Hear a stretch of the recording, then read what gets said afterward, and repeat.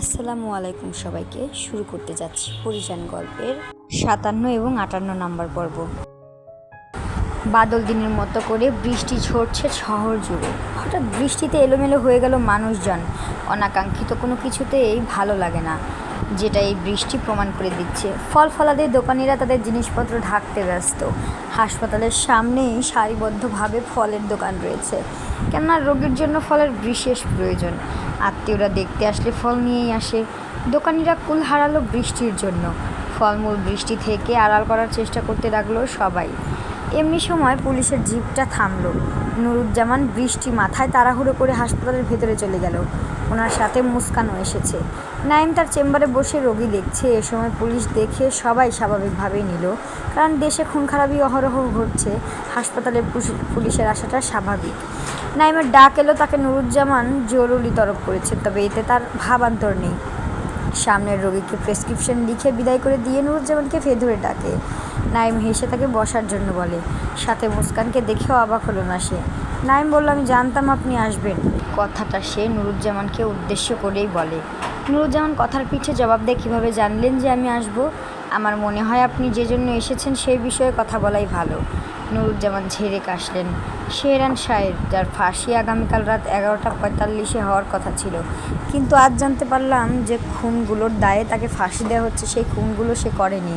আর একটা বিষয় হচ্ছে, আপনি সবটাই জানতেন, তাহলে কেন বলেননি আমাদের? আর পরিও যে মারা গেছে সেটাও বলেননি কেন?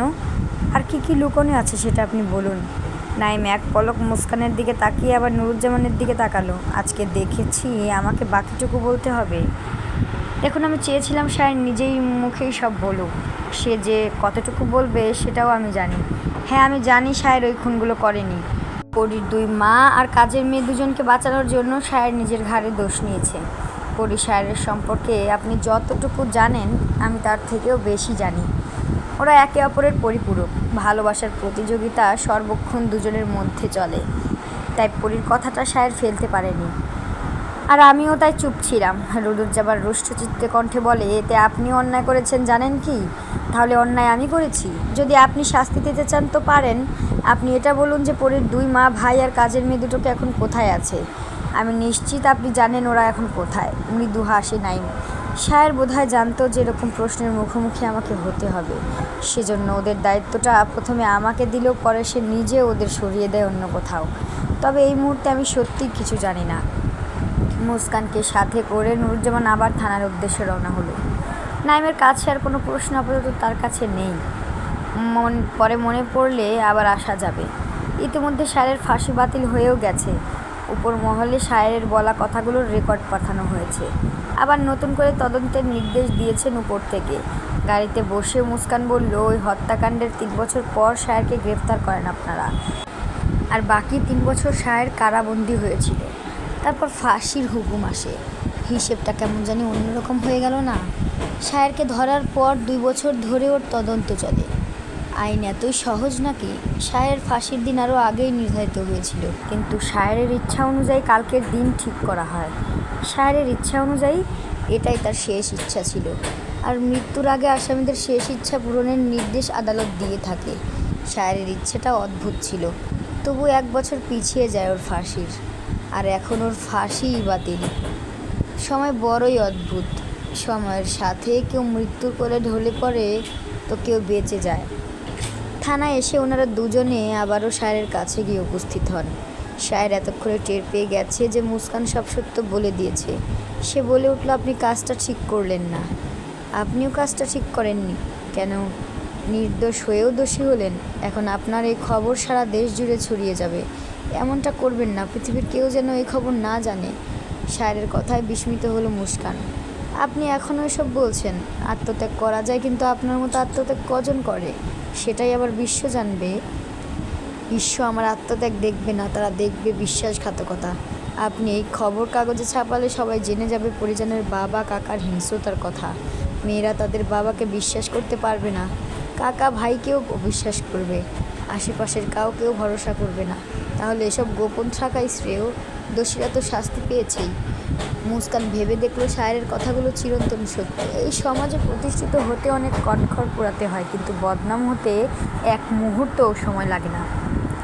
এখন সবাই যদি জানে আফতাব পিতা হয়েও তার কন্যাদের হত্যা করেছে, তাহলে কোনো মেয়েই তার বাবাকে চোখ বন্ধ করে বিশ্বাস করবে না। সব বাবা তো আফতাবের মতো হয় না, কিছু বাবা মেয়েকে রাজকন্যা করে রাখেন। শায়েরের কথায় ফের মুগ্ধ হলো মুস্কান। নুরুজ্জামান এবার শায়েরকে প্রশ্ন করলো, তোমার শাশুড়ি এখন কোথায় আছে? কোথায় রেখে এসেছো তাদের? আমি জানি না তারা এখন কোথায় আছে, জানলেও বলতাম না।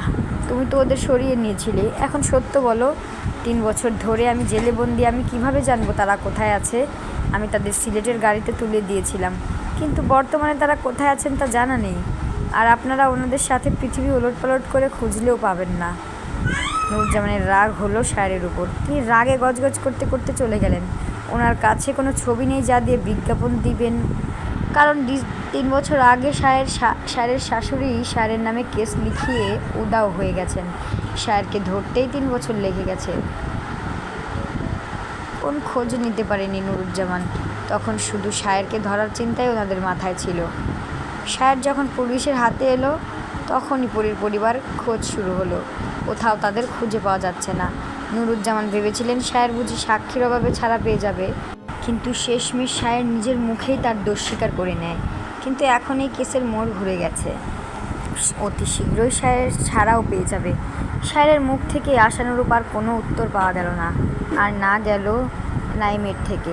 নুরুজ্জামানের সন্দেহ শায়েরের উপর থেকেই গেল। সে শায়েরকে ছাড়ল না যতক্ষণ না পর্যন্ত প্রত্যক্ষ আসামি ধরা পড়ছে, ততক্ষণ পর্যন্ত শায়েরকে কারাবন্দী হয়ে থাকতে হবে। কিন্তু মাস 2 যেতে না যেতেই উপর মহল থেকে চাপ দিচ্ছে শায়েরকে মুক্তি দেওয়ার, কেননা বিনা দোষে শায়ের 3 বছর জেলে থেকেছে, আর এখন তাকে আটকে রাখার কোনো মানেই হয় না। বাধ্য হয়েই শায়েরকে মুক্তি দেওয়া হলো।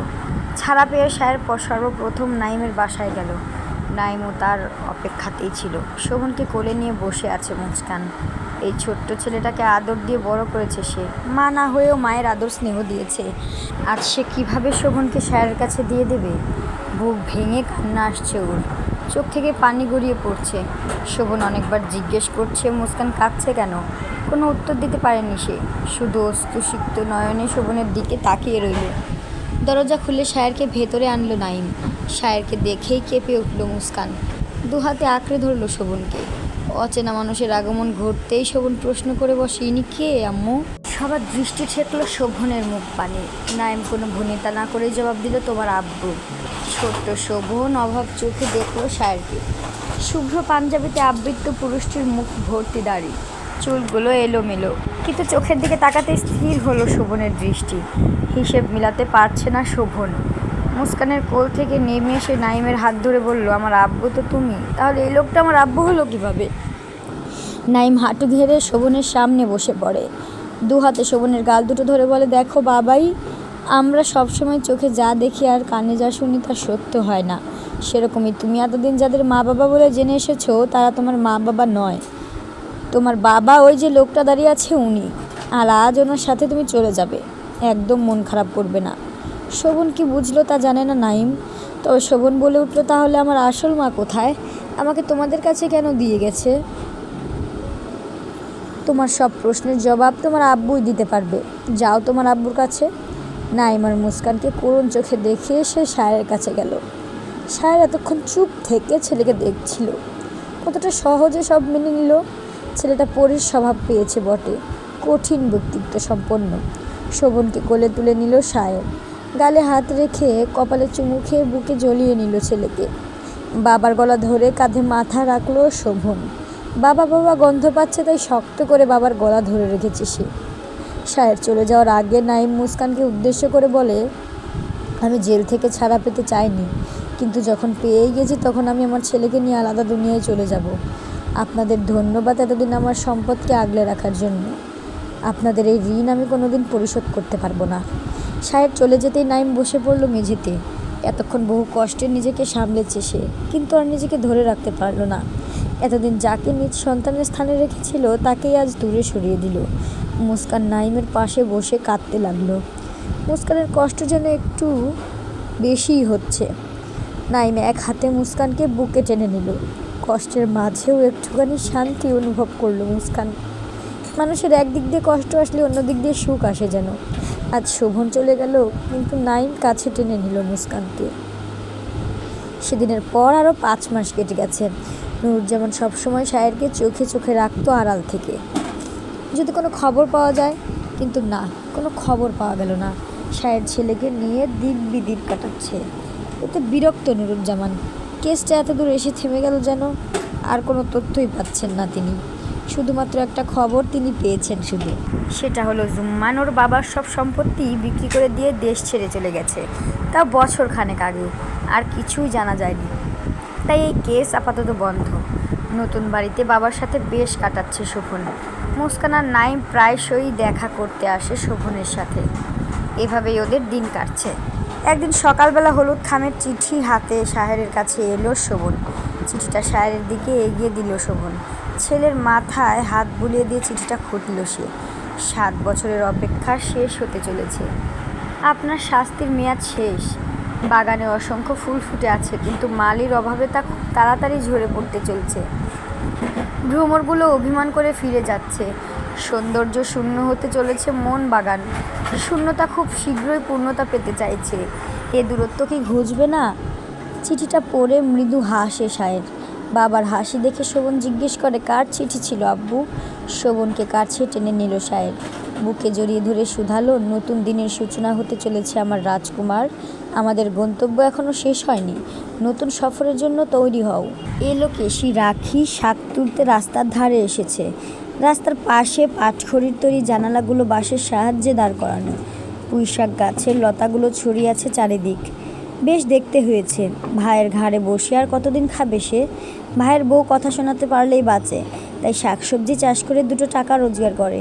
সম্পদ থাকলে কি এই দুর্দিন দেখতে হতো? ছেলেটা অভিমান করে তাকে ছেড়ে চলে গেল। সেই সময়ে লখা যাচ্ছিল সেখান দিয়ে, হাতে তার গাঁদা ফুলের মালা।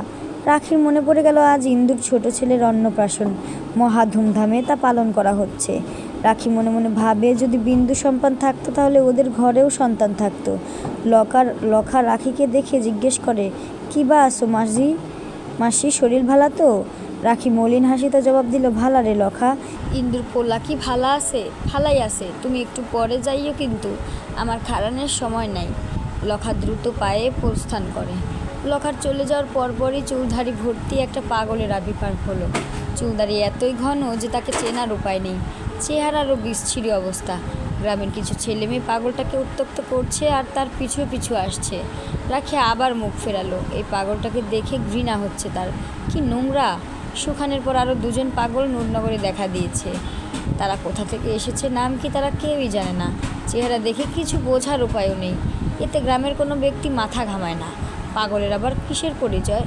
রাখি শাক তুলে নিয়ে চলে গেল। পিছন ফিরে ছেলে মেয়েগুলোকে হাসি ঠাট্টা করতে দেখে হাসলো সে। আস্তে করে বলে উঠল, যেমন কর্ম তেমন ফল। যে রাজ্য চায় সে হয় ভিখারি। চোখের জল মুছে রাখি নিজ গন্তব্যে চলে গেল। শোভন আজকে একটা হলুদ খামের চিঠি পেল। পিয়ন চিঠিটা দিতেই ওলট পালট করে দেখল সে। চিঠিটা কোথা থেকে এসেছে তা দেখতে চাইল, কিন্তু প্রেরকের কোনো ঠিকানা নেই। বিরক্ত হলো শোভন। নাকের ডগা ক্রমশ লাল হতে থাকলো তার। সামনের দোকানে চিনি কিনতে গিয়েছিল সে। সায়ের বারণ করা সত্ত্বেও সে চিনি কিনে বাসায় ফিরছিল। বাসার গেটের সামনে এসে দাঁড়াতে পিয়ন চিঠিটা ধরিয়ে দিয়ে গেল। শোভন ধীর পায়ে ঘরে ঢুকতেই চেয়ারে বসা নুরুজ্জামানের দিকে চোখ গেল ওর। সায়েরের সাথে হাত নাড়িয়ে কথা বলছেন তিনি। চিঠিটা মুড়িয়ে মুঠোবন্দি করে নিল সে। যথাস্থানে চিনি রেখে সায়েরের সামনে গিয়ে দাঁড়ালো সে। নুরুজ্জামান এতক্ষণে শোভনকে খেয়াল করে।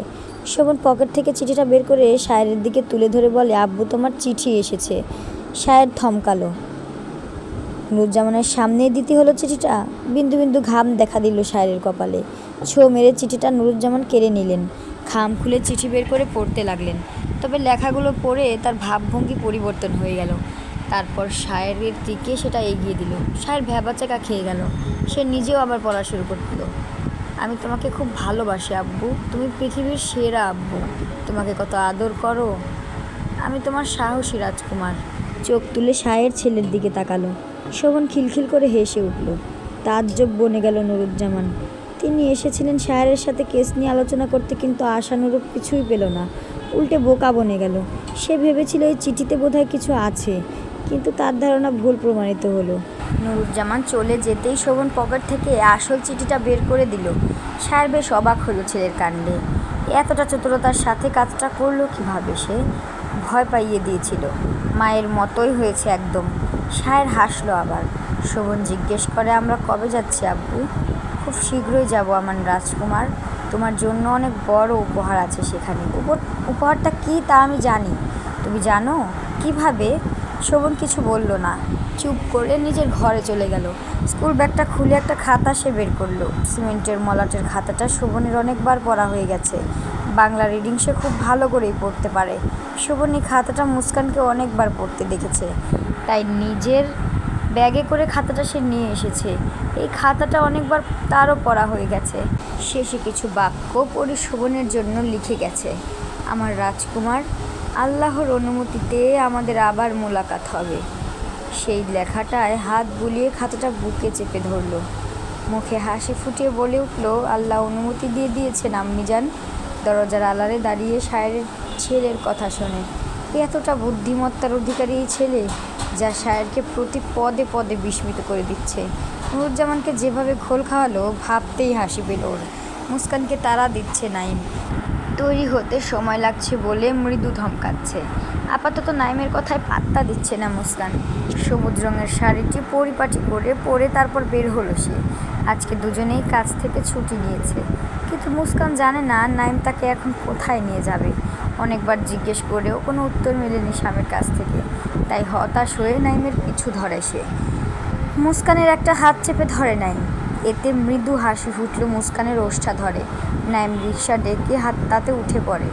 মুস্কানের এতদিনে মনে হচ্ছে ওরা স্বামী স্ত্রী। এতগুলো বছর শোভন ছাড়া নাইম কিছুই বোঝেনি, কিন্তু আজ নাইম মুস্কানের এত কাছে এসেছে। ভালোই লাগছে মুস্কানের, এতদিনে অন্তত স্বামী স্ত্রীর সম্পর্কটা গাঢ় হয়েছে। রিকশা থেকে নেমে ট্যাক্সি নিল ওরা। নাইম এখনও মুখ খোলেনি। ঢাকা ক্যান্টনমেন্ট স্টেশনে ট্যাক্সি থামে। মুস্কান অবাক হয়ে চারিদিক দেখে। সাংবাদিক হওয়ার দরুন দেশের সব জায়গাতেই সে গিয়েছে। এই স্টেশন থেকে ঢাকা টু কলকাতার ট্রেন ছাড়ে, মানে ভারত যাওয়ার ট্রেন। মুস্কান অবাক হলো এই ভেবে যে নাইম এখানে কেন আসলো। মুস্কানকে সাথে নিয়ে আসার কারণ কি? নাইমের তো কোনো আত্মীয় ভারত থাকে না, তাহলে এখানে আসার কারণটা কি? এসব ভাবতে ভাবতেই হাতে টান পড়ল। নাইম ওর হাত ধরে স্টেশনের ভিতরে নিয়ে গেল। মুস্কানও পা চালায় নাইমের পিছু পিছু। কিছু দূর গিয়ে শায়েরকে দেখেই থমকে যায় সে। সাদা রঙের পাঞ্জাবি পরে দাঁড়িয়ে আছে শায়ের, হাতা কোনোই পর্যন্ত গোছানো, চোখে সুরমা দেওয়া, ঠোঁটে সুন্দর হাসি। পরীর বলা মালির সৌন্দর্য চোখের সামনে দেখছে সে। পরীর বর্ণনা হুবহু মিলে গেছে। তবে মুস্কান আরও অবাক হলো শোভনকে দেখে। অবিকল বাবার বেশ ধারণ করেছে সে। টানা টানা চোখে সুরমা পড়েছে বাবার মতো, সাদা পাঞ্জাবি গায়ে জড়ানো। মুস্কানকে চোখে চোখ পড়তে শোভন দৌড়ে গিয়ে কোলে উঠে পড়ল। মুস্কান শোভনকে বুকে জড়িয়ে ধরে নাইমের দিকে তাকালো সে। নাইম বুঝলো এবার তার চুপ থাকলে চলবে না। শায়ের শোভনকে নিয়ে কলকাতা চলে যাচ্ছে, ওখানেই থাকবে ওরা। বিস্ময় বিমূঢ় মুস্কান। তাহলে তার ওর দেখা হবে না সমরের সাথে? ওর চোখের পানি আটকাতে পারেনি শায়ের আর শোভনকে। ট্রেন ছাড়ার সময় আসতেই নিজ কামরায় গিয়ে বসে ওরা। শোভন জানালা দিয়ে উঁকি দিয়ে শেষবারের মতো নাইম মুস্কানকে বিদায় জানায়। অতঃপর শায়েরকে বলে, কিছু পেতে হলে কিছু ত্যাগ করতে হয়, তাই না আব্বু? ছেলের কথায় মুচকি হাসলো শায়ের। অবশ্যই, সব কিছু একসাথে পাওয়া অসম্ভব। দুনিয়াকে তুমি যা দেবে, দুনিয়াও তোমাকে তাই দেবে। তুমি দুনিয়াকে কি দিয়েছিলে আব্বু, যার জন্য এতদিন কষ্টে ছিলে? দীর্ঘশ্বাস ফেলে শায়ের জবাব দিল, কিছু সময় আমি দুনিয়াকে কষ্ট দিয়েছিলাম, তাই আমিও কষ্ট পেয়েছি। তবে আমি দুনিয়াকে ভালোবাসাও দিয়েছি, তো এখন বাকি জীবনে দুনিয়াও আমাকে ভালোবাসা দেবে। কিন্তু আমি সবসময় এই দুনিয়াকে ভালোবাসা দেব। ছেলের কথায় হাসলো শায়ের। লম্বা ভ্রমণ শেষে ট্রেনটি ভারত পৌঁছালো, তবে কলকাতা স্টেশনে নামলো না শায়ের। আবার নতুন গন্তব্য ধরল ট্রেনটি। এবার গিয়ে থামলো জলপাইগুড়ি স্টেশনে। ব্যাগ থেকে গরম কাপড় বের করে দুজনেই পরে নিল। শীত শীত ভাবটা আরও এগোলে আস্তে আস্তে তীব্র হবে, যদিও এখন অনেক কম শীত করছে। স্টেশন থেকে নেমে দার্জিলিংয়ের বাস ধরে শায়ের। নিউ জলপাইগুড়ি থেকে দার্জিলিংয়ের কার্শিয়াং শহর 53 কিলোমিটার দূরের পথ। মধ্যপ্রহরের শেষের দিকে কার্শিয়াংয়ের বাসে ওঠে ওরা। বাকি রাতটুকু বাসেই কাটে বাবা ছেলের। পাহাড়ি রাস্তা, তার উপর প্রচণ্ড শীত। ছেলেকে বুকে জড়িয়ে ধরেছে শায়ের। গরম কাপড় পরা সত্ত্বেও উষ্ণতা দিতে চাইছে সে। শোভন পরম নিশ্চিন্তে ঘুমাচ্ছে বাবার বুকে। গন্তব্যে পৌঁছেও শোভনের ঘুম ভাঙল না। তখন ফজরের আজান পড়েছে। ছেলেকে কোলে তুলে নিয়ে আরেক হাতে ব্যাগ ধরে বাস থেকে নেমে পড়লো সে। গাড়ি নিয়ে হাজির হলো ছোট্ট একটা বাড়ির সামনে। ততক্ষণে শোভনের ঘুম ভেঙে গেছে। দরজায় টোকা দিতেই একটা যুবক এসে দরজা খুলে দিল। শোভনের কাছে সম্পূর্ণ অচেনা সেই যুবকের চেহারা, তবে যুবকটা যেন সায়েরকে চেনে, কারণ সায়ের হাসছে সামনের যুবককে দেখে। কিছু বুঝে ওঠার আগেই অচেনা পুরুষটি কোলে তুলে নিল শোভনকে। কিছু বলছে না শোভন, শুধু চেয়ে চেয়ে দেখছিল সব কিছু। ঘরের ভেতরে ঢুকতে আরও কয়েকজন নতুন মুখের সম্মুখীন হলো সে। কাউকে চিনতে পারছে না শোভন। এই ভোরবেলা কি তার জন্য এই মানুষগুলো জেগেছিল? কিন্তু কেন? এরা কারা? এক মনে এসব ভেবে চলেছে সে। বাবার দিকে তাকিয়ে দেখলো ওর বাবাও অস্থির নয়নে আশেপাশে চোখ বুলাচ্ছে। সায়ের অস্থিরতা দেখে অচেনা যুবকটি বলে উঠল, সে ঘরে নেই, সে পাহাড়ে। বাক্যটা শেষের সাথে সাথে সায়ের অস্তিত্ব যেন মুহূর্তে মিলিয়ে গেল। সায়ের ছুটল পাহাড়ের দিকে, তবে তাকে কেউ বাধা দিল না। বাধা দেওয়ার সাহস যেন কারণ নেই। প্রকৃতিও চায় সায়ের পদচরণ পাহাড়ে পড়ুক। শীতের কুয়াশাগুলো যেন সাক্ষী থাকতে চায় উতলা পুরুষটির ভালোবাসায়। তাই তারাও সায়েরের সাথে ধেয়ে যাচ্ছে পাহাড়ে। গন্তব্য যখন শেষ হলো, দূরে একটা নারী অবয়ব ভেসে উঠল। এই শীতের মধ্যেও নারীটির শরীরে নেই শীত নিয়ন্ত্রিত বস্ত্র। পাতলা শাড়ি পরে সে খোলা চুলে দাঁড়িয়ে আছে বললে ভুল হবে। কোমল হাতে সে স্পর্শ করছে চা পাতাগুলোতে। কচি পাতা ছিঁড়ে রাখছে হাতে থাকা ছোট্ট ঝুড়িতে। কিছু পল থেমে গিয়ে ধিমি পায়ে সামনে এগোচ্ছে সায়ের। ঠোঁট জোড়া প্রসারিত করে সে একটা শব্দ উচ্চারিত করতেই নারী অবয়বটির হাত থেমে গেল। তাহলে আজকে এই পর্যন্তই, দেখা হচ্ছে আগামী পর্বে। ততক্ষণ পর্যন্ত সুস্থ থাকুন আপনারা সবাই এবং আমার সাথেই থাকুন। যদি গল্পগুলো ভালো লেগে থাকে একটা লাইক করে পাশে থাকবেন, আর আপনাদের মূল্যবান মতামতটি দিয়ে অনুপ্রাণিত করবেন আমাকে। আপনাদের এক একটা অনুপ্রেরণা আমার গল্প বলার আগ্রহ দ্বিগুণ বাড়িয়ে দেয়। ভালো থাকবেন সবাই। আসসালামু আলাইকুম সবাইকে।